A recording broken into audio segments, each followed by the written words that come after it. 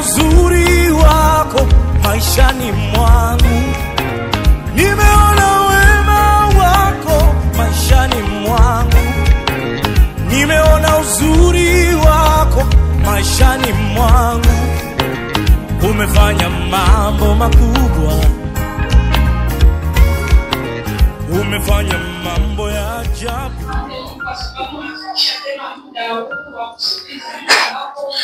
Tunakuomba kila kitu ambacho mhubiri wetu atasema kiwe kiongozwa na mkono wako. Tunakuomba yote ambayo tutasikia tusikie na tuende tuoneshe kwa matendo. Tunakuomba hivi katika jina la Yesu Kristo. Amen. Amen. Neema ya Bwana wetu Yesu Kristo, pendo la Mungu Baba na ushirika wa Roho Mtakatifu ukae nasi sote daima. Amen. Tunamshukuru Bwana Yesu kuona ya kwamba ameweza kutupatia neema siku ya leo ili tuweze kupata neema ya kuwa pamoja nawe katika ibada hii. Jina la Bwana libarikiwe. Amina. Basi tunashukuru tena wazazi, wapenzi, wachungaji, wazee wa kanisa kuona ya kwamba mliweza, Mungu aliwaambia kuhusu jambo hili ambalo ni juma la watoto katika Communauté Baptiste au Centre de l'Afrique ama CBK. Na tayari tumepata neema ambayo kuanzia siku ya kwanza hadi leo tunaendelea tukisoma somo zetu. Alafu leo tutaweza kufika mwisho wa somo hizi, na kwa neema ya Mungu somo hizi zina kichwa cha somo ambacho kinasema jamaa ya Kikristo, kuwa nafasi ya salama na matumaini. Jamaa la Kikristo, kuwa nafasi ya salama na nini? Na matumaini. Sababu tumeweza kuwa mahali hapa pamoja na wazazi na watoto, nitatusii sote kwa rehema za Bwana tunarejelea ile tua jamaa ya Kikristo, kuwa nafasi ya salama na nini? Na matumaini. Ile tua twende, jamaa ya Kikristo, kuwa nafasi ya salama na matumaini. Kwa mwisho tena kwa neema ya Mungu twende turudilie, jamaa ya Kikristo, kuwa nafasi ya salama na matumaini. Amen. Alafu katika somo letu tutaweza kuwa na usomi wa vitabu vitatu. Kitabu cha kwanza ni kitabu cha Mwanzo. Mwanzo sura 26, shairi la 15 fika lile la 33. Nasema Mwanzo sura 26 shairi la 15 hadi lile la 33. Na pia tutaweza kuwa na usomi ndani ya kitabu cha Mathayo. Mathayo sura 7 shairi la 24 hadi lile la 27. Alafu kwa mwisho tutaweza kusoma kitabu cha Waefeso sura 6 shairi lile la ngapi? La kwanza fika lile la 4. Alafu kuona ya kwamba ndugu zangu ambao waliweza kuleta shairi mbalimbali, kuna wale ambao walikuwa wamesoma zingine, si hivyo wazazi? Basi mniruhusu kusoma kitabu cha Mwanzo na nitaweza kuambia mashairi mbalimbali ambazo tutaweza kuzisoma. Yengine yote tutayasoma hata nyumbani. Naongoza basi usomi katika jina la Yesu Kristo. Nasema naongoza usomi katika jina la Yesu Kristo.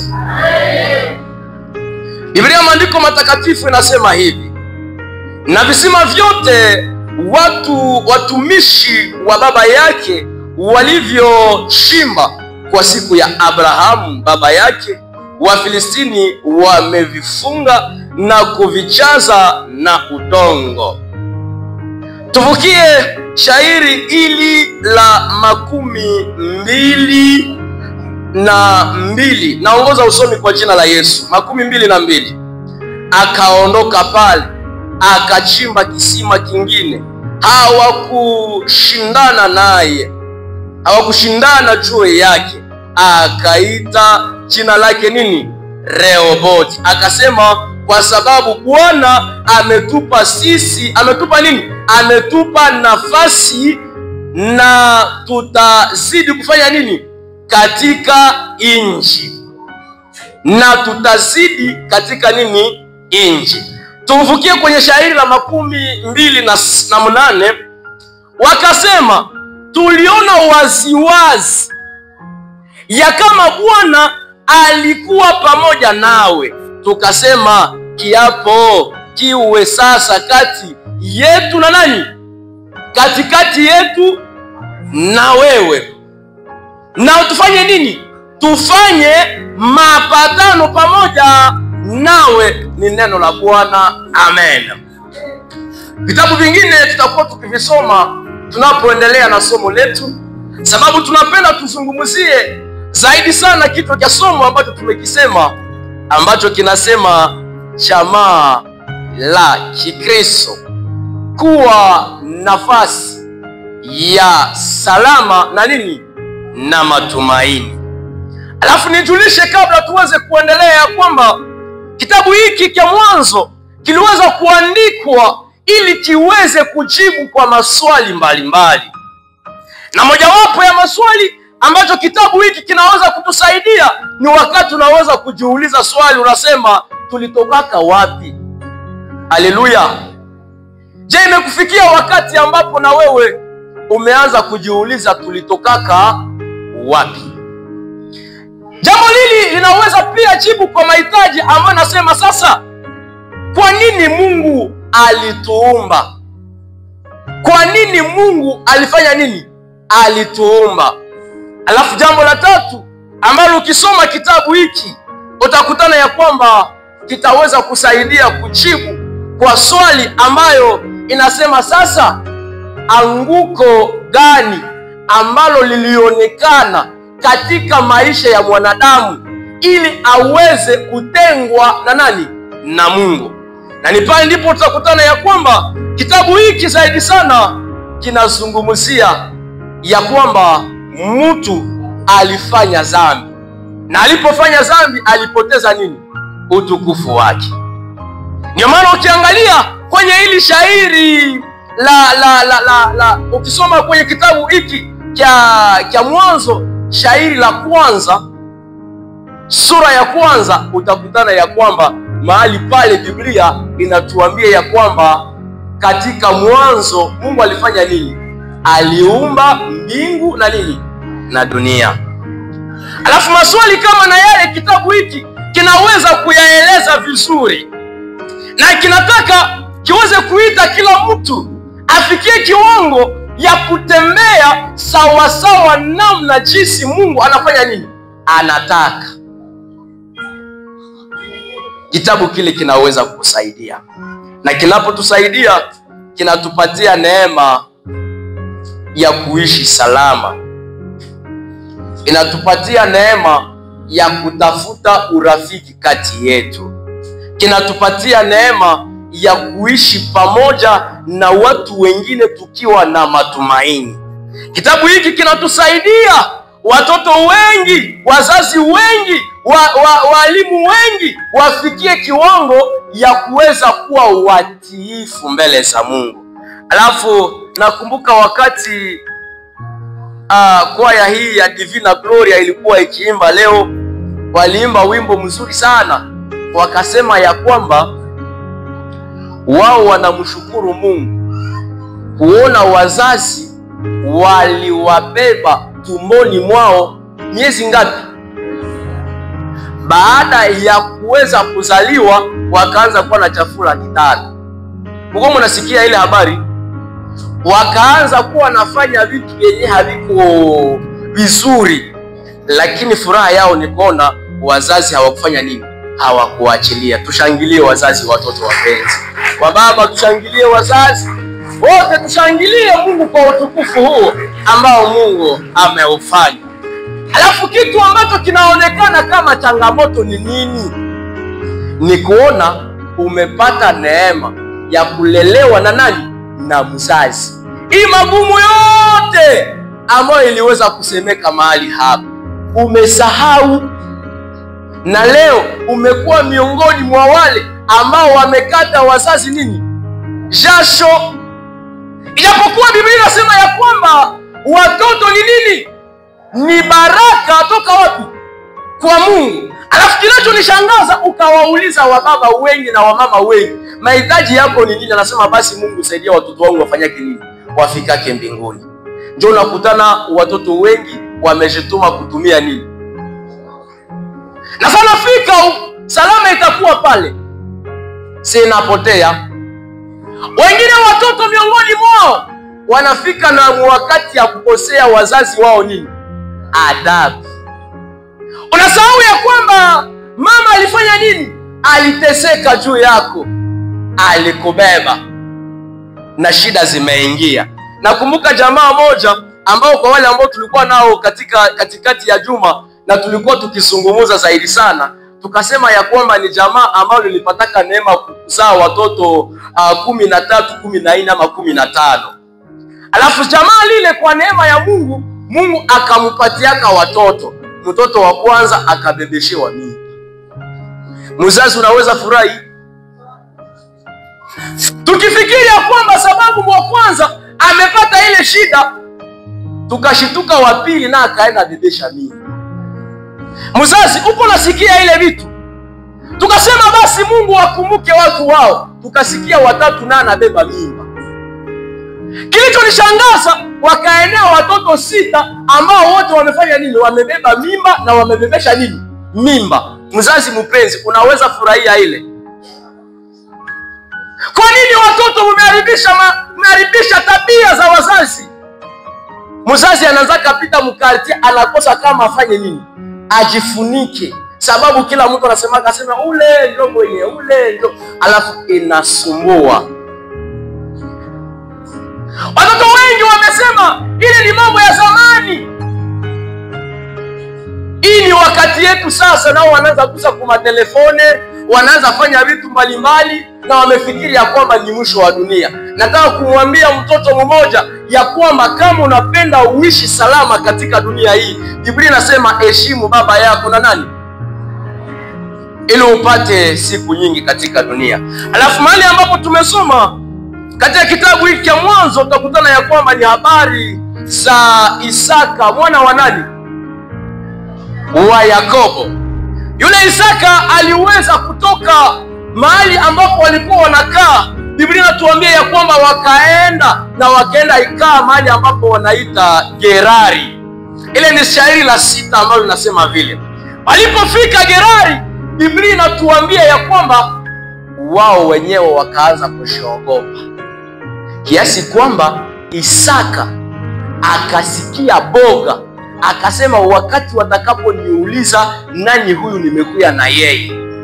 Alisemaka ni nani wazazi? Alisemaka Rebeka ni nani? Hakusemaka ni mke wake. Lakini alisemaka ni ndugu yake ama ni nani?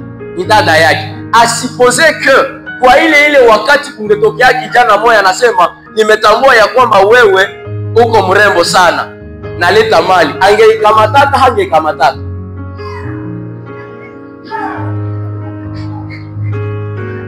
Aha. Alafu wakati ile wakaishi. Na Biblia inatuambia kwamba wakafanya siku nyingi. Unaposoma hili shairi la 8 linazungumza ya kwamba siku moja mfalme mmoja ambaye wanamuita Abimeleki alikuwa na iko kwenye dirisha. Na wakati niko mnajifunza dirisha ile, nafikiri pengine ilikuwa ni gorofa. Akatazama namna jinsi Isaka wiko wanafanya nini? Wanacheza pamoja na nani? Pamoja na mke wake Rebeka. Biblia inatuambia ya kwamba akakasirika sana. Akamuita Isaka akasema, ulituambia nini? So ulisema huyu ni, mbona anafanana kama ni mke wako? Kwa nini ulipenda dhambi iweze kuingia katika nchi hii? Na ninapoona ile context nikajiuliza, mfalme nani ashiki mahali pote basi? Ina maana ya kwamba tukikamata mustile ya RDC tutasema alikuwa Kinshasa. Haleluya. Yaani pale ambapo kunakaa nani? Mfalme. Mfalme akaenda akamuita akamwambia kuja hapa. Na walipoonana, kitu kilichonishangaza, mfalme akasema, kuona gisi hakuna yule alikamata mke wako ili alale na yeye, basi ninasema hivi, usiku wake mtu mwenyewe atakusaka nani? Yule mke wako. Na gisi Mungu ni mwema sana, akasaidia, wakapanda mimea na Mungu akafanya nini? Akayabariki. Wakaanza kufuga na ufugo nao ukafanya nini? Ukaendelea. Wakakutana ya kwamba utajiri nafanya nini? Inaongezeka. Nataka kumwambia mtu jambo moja ambalo linasema, imesemeka hivi pamoja na Mungu wetu, chochote ambacho mtoto wa Mungu atakachokianzisha kitafaulu. Haleluya. Maombi yangu asubuhi ya leo, mambo yote ambayo utayaanzisha katika mwaka huu ambao tumefika mwisho na tunataka anza ingine, acha basi Bwana ayalete kufaulu kwa jina la Yesu. Basi maisha yakaendelea. Na wakati ilipoendelea, kilichonishangaza hapa kwenye shairi la 17, Biblia inatuambia ya kwamba wakati Abimeleki alikutana ya kwamba yule ameendelea kuliko wao, Biblia inasema ya kwamba akamfukuza. Akafanya nini?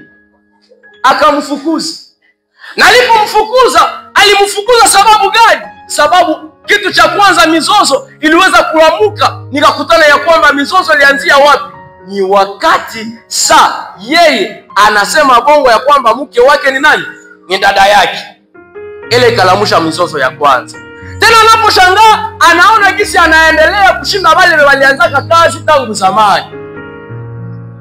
Ikaendelea. Wakakutana ya kwamba magumu imekuwa mengi. Wakaanza jiuliza, sasa tufanye nini? Basi wakawafukuza, wakashuka kule chini kwenye bonde. Wakati wanashuka kwenye bonde, Biblia inatuambia ya kwamba pale kulikuwa pia na visima vya maji ambavyo wakaanza kuvichimba tena ili viweze kuwaletea. Lakini kilichoshangaza, sababu ya ile mizozo ilianzaka zamani, wakafanya nini? Wakakuja wakavifunika. Yote wakafanya wakavifunika. Ni kama baba fulani wanakufukuza mkazi. Baada ya kufukuza mkazi, probleme inishu, wewe umebarikiwa kusidia na bosi wako. Alafu wanapokufukuza na ile mitego yako yenye ulikuwa kanafanya nini? Ulikuwa na wazo takuletea pesa, nao wanafanya nini? Wanaifunika. Ndio kazi ya Ibilisi. Alafu siku zikaendelea na Mungu akasaidia na taifa likaona ya kwamba Mungu anafanya kazi. Alafu kitu kilichonishangaza ni hapa mahali ambapo tulisoma kushairi la 28. Biblia inasema hivi, wakasema tuliona waziwazi ya kama Bwana alikuwa pamoja nawe. Amen. Na rejelea usomi huu. Biblia inasema tuliona waziwazi ya kama Bwana alikuwa namna gani? Pamoja nawe. Naenda nikasema tena, Bwana atuwezeshe mchungaji, ijulikane ya kwamba wale maadui zako, wale wanaokutakia mabaya, wale ambao wanawaza kwamba hautaendelea, acha waone waziwazi ya kwamba umetembea na Bwana. Haleluya. Acha kila mtu ambaye alikuwa na kushika mizozo anaileta, probleme anazileta, na anajiuliza sasa itakuwa yeye, acha waone namna gani? Waziwazi. Wewe usijivande mbele yao wazazi. Walimu wapenzi, msiweze kuona waisha kwamba sisi tuna uwezo. Mnyamaze tu. Sababu hapa sikona Isaka neko nagombana nao. Alinyamaza. Akaona nini natembea? Akaona nini? Waziwazi. Na mipango yote iliyofungiwa, Biblia inatuambia ya kwamba yeye alitafuta nini? salama na watu wote.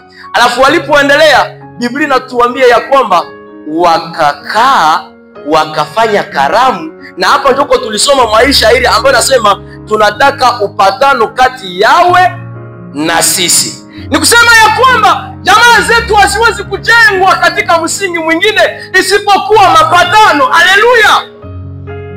Na ni pale ndipo kwenye kitabu hiki nilipenda niwaulize watoto wenye tulikuwa na wao katika juma hili, wakati tuliposoma kitabu cha Mathayo sura 7 shairi la 24 hadi lile la 27. Watoto wapenzi, tulisema aina ya watu wangapi? Mnisaidie na mikrofoni hapa, nitapenda nisungumuze pamoja na watoto pia. Tulisema juu ya aina ya watoto, tulisema juu ya aina ya watu watatu. Mniruhusu wazazi, sababu siku leo ni pamoja na watoto. Nipatie mikrofoni, mupatie mikrofoni. Wewe tuambie rafiki yangu. Tulisema juu ya aina mbili za wanani? Za watu. Aina ya kwanza tulisema ni ya wapi? Wimo na mimi. Kuna wapumbavu na kuna wale ambao ni wanani? Ni wenye akili. Alafu tulisema juu ya misingi. Tulisema aina ngapi za misingi watoto? Wimo na mimi. Tulisema juu ya aina mbili za misingi. Très bien. Tukasema msingi wa kwanza ni gani? Wimo na mimi. Kuna mwenye anajenga kwa mwamba. Ya pili, kuna mwenye alijenga juu ya nini? Ya mchanga. Alafu tulisema juu ya mambo matatu ambayo yanaweza kutokea ndani ya maisha ya mtu yule. Nani? Wimo na mimi. Kuna upepo. Ya pili, kuna mvua. Ya tatu, kuna maji. Haleluya! Tumesema juu ya aina ngapi? Aina mbili za watu. Na ni pale ndipo tuliweza kusema ya kwamba kuna wale ambao walisikiliza neno la Mungu pasipo kufanya nini? Pasipo kulitenda. Na pia kuna wale ambao walisikiliza neno la Mungu lakini walifanya nini? Walilifanya. Waliosikiliza neno la Mungu pasipo kulitenda tuliwaita wanani? Wapumbavu. Wale ambao wanatenda neno la Mungu tuliwaita wanani? Wenye akili. Na tukasema yule mwamba ni nani ndugu zangu? Wimo nami. Yule mwamba ni Yesu Kristo. Na tukasema ya kwamba wakati sasa tunaishi, tuelewe ya kwamba tusipojenga maisha yetu, tusipojenga jamaa zetu, tusipojenga kanisa letu, tusipojenga urafiki wetu kwa mwamba ambaye ni Yesu Kristo, tuelewe ya kwamba maneno yanatembea vibaya. Tuseme nini ndugu zangu wapenzi? Tuelewe ya kwamba Biblia mahali ambapo tumesema kitabu cha pili cha tatu ambayo ni Waefeso sura 6 shairi la ngapi? La kwanza hadi lile la 4. Biblia inatuambia ya kwamba watoto mtii wazazi wenu katika nani?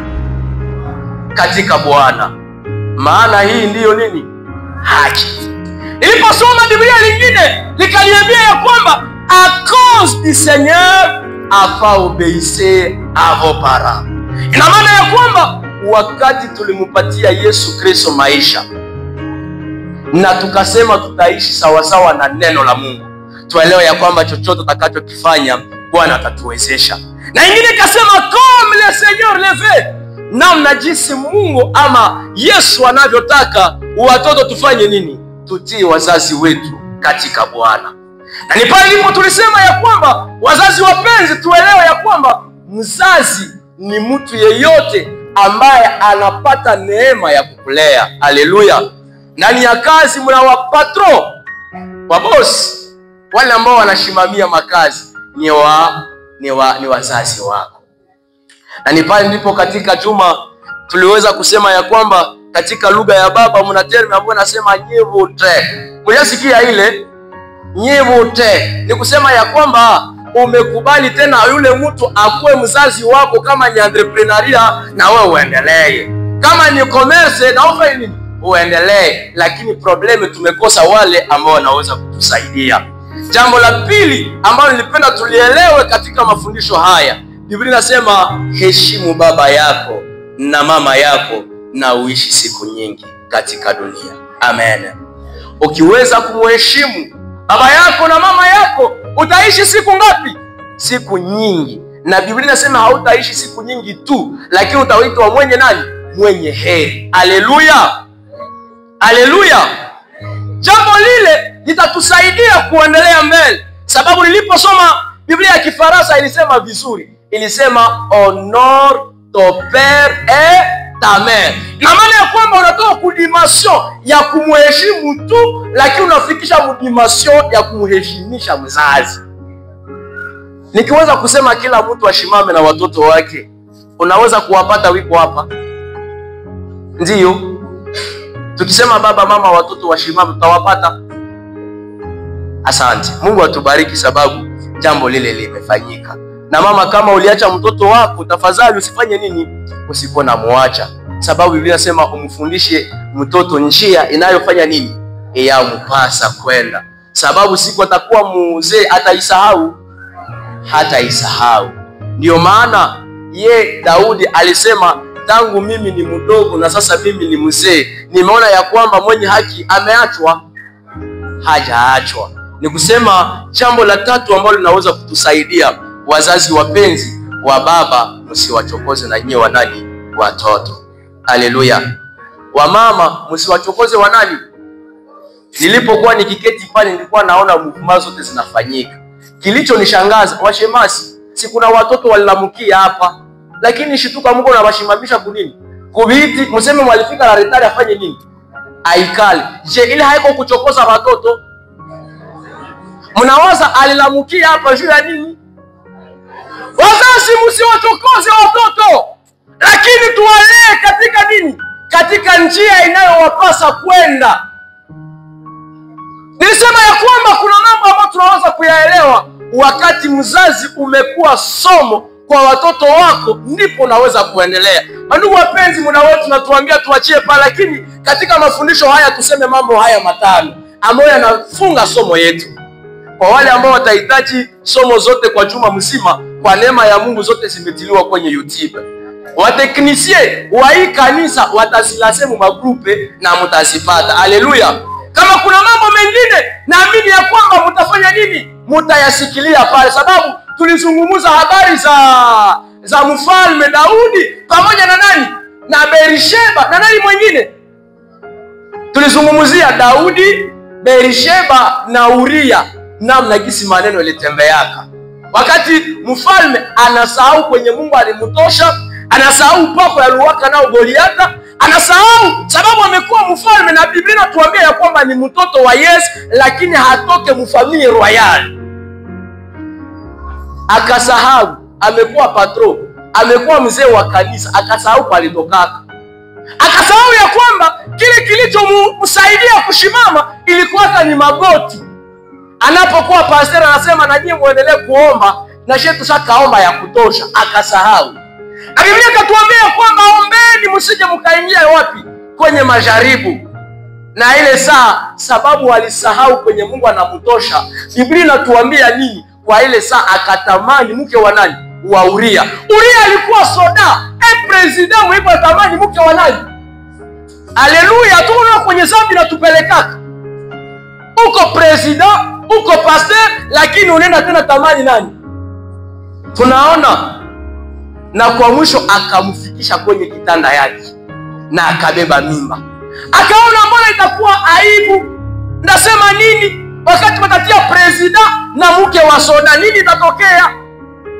Akasema kenye kinabakia ni kuita kale ka soda kakuye kalale kwake, juu atawazaka kama mimba ni ya nani? Ni ya soda. Eputa kumbe na ni ya nani? Wazazi hakuna wale ambao wamekuwa waefideli mu maunyumba. Baba nafikiri iko analea watoto wake, lakini kumbe kunalea watoto wa nani? Wa Daudi. Daudi ni mtumishi wa Mungu. Anasahau kwenye alitoka. Anaanza tembea kisi anapenda. Kilichoshangaza, kumbe Uria wa watu na ni mpatriote. Yeye anasema sasa na mimi ndalala kwangu wa yeye, na watu yuko wafanya nini? Yuko wanateseka. Akakatala kuwafanya kulala kwake.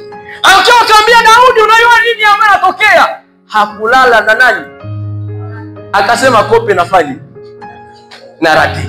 Akasema kinabakia nifanye nini? Ni mtume huyu Uria wapi? Kufro. Sababu wakati watafanya nini? Watamuua, nitarekipere na dosie itaisha. Katika lugha ya baba mna neno moja ambalo nasema eshombali shikala robo chitaka abalume banashi.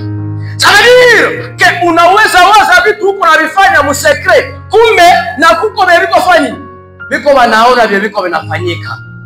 Akakamata nani? Akakamata Berisheba, akaikala naye. Alafu niko minajiuliza, ingelikuwa wewe ndio mtoto wa Berisheba, unaona mfalme anaua baba yako, kisha anenda ikala na mama yako, utakuwa na furaha? Aha, kilichonishangaza Biblia inatuambia ya kwamba haikutosha. Alipomfanya mke wake, niko minajiuliza familia ya Berisheba nayo sasa tayua gisi mkwe walifanya nini? Walimuuaka, wataishi salama? Tuko tunaona kwenye mizozo zinaenda zinalamuka. Kama unapenda ujue nini ilitokea, ingia kwenye YouTube itakusaidia. Haleluya. Mambo haya matano kwa kumaliza somo letu, tuseme hivi: kama unapenda ufike mbinguni, wazazi, watoto, ndugu zangu, Biblia inasema amini Yesu Kristo. Haleluya. Unapoamini Yesu hakuna nyingine sadaka. Sababu Yesu ashamaliza yote wapi? Msalabani. Ashakalipa damu, ashakalipa sadaka kwa ajili ya nini? Ya dhambi zetu. Na ni pale huko tuliuliza tukasema, katika juma mzima tuliulizana, sasa ile damu, ile deni alilipaka nani? Mniambie, alilipaka nani? Yesu analipa tena, analipa deni, analipa nani? Mungu mzima. Biblia katuambia ya kwamba kwa siku za zamani walikuwa wanatoa makondoo, wanatoa mangombe, wanatoa kama dhabihu, ili wakati takapofunika mtu anasamehewa. Si ni vile? Na Yesu akaonaka msibakie mnateseka, tusibakie tunafanya nini? Tunateseka. Akakuja hapa kumsalaba, akalipa deni ya dhambi zetu, na sisi tukafanya nini? Tukaokolewa. Je, tunaweza kushangilia yule Yesu wa upendo? Je, tunaweza kushangilia Yesu wa upendo? Jambo la pili ambalo unaweza kulielewa katika somo hili ambalo litakuwa conclusion, elewa ya kwamba kama unapenda uishi siku nyingi katika dunia na kuwa mwenye heri, Biblia inasema heshimu baba yako na nani? Na mama yako. Haleluya. Kama unapenda uende mbinguni, amini Yesu. Lakini kama unapenda uweze kufanya nini? Kuishi siku nyingi zenye heri katika dunia, lazima uheshimu nani? Baba yako na mama yako. Jambo la tatu, unapenda upate pesa, je, uombe Mungu? Wazazi, unapenda upate pesa, uombe Mungu. Biblia inasema nini? Tulipokuwa kwenu tuliwaambia, asiyefanya kazi hastahili kufanya nini? Asiyefanya kazi hastahili kufanya nini? Ni kusema, wazazi wapenzi, tuelewe kitu kimoja ambacho ni cha mwisho na kitaweza kutusaidia kama tunapenda tuendelee. Hakuna mambo mengi, mambo ambayo yanabakia, ena mkazi utumike. Haleluya. Tulisema ya kwamba kuna aina mbili za wakuhani. Wewe wanaservire Mungu hata ple na wengine hata partiel. Wamoja ubaki mahali hapa ni kama wa Musa, wanachunga kondoo za Bwana, wanaziombea. Lakini kuna wengine ni wa Paulo. Wao wanapomaliza kuandika na kupasha injili waende wapi? Waende wasuke hema. Haleluya. Kama unapenda uweze kukua na ujuzi mrefu, je, ni kuenda mkazi? Ni kufanya nini wazazi? Ni kuenda shuleni. Haleluya.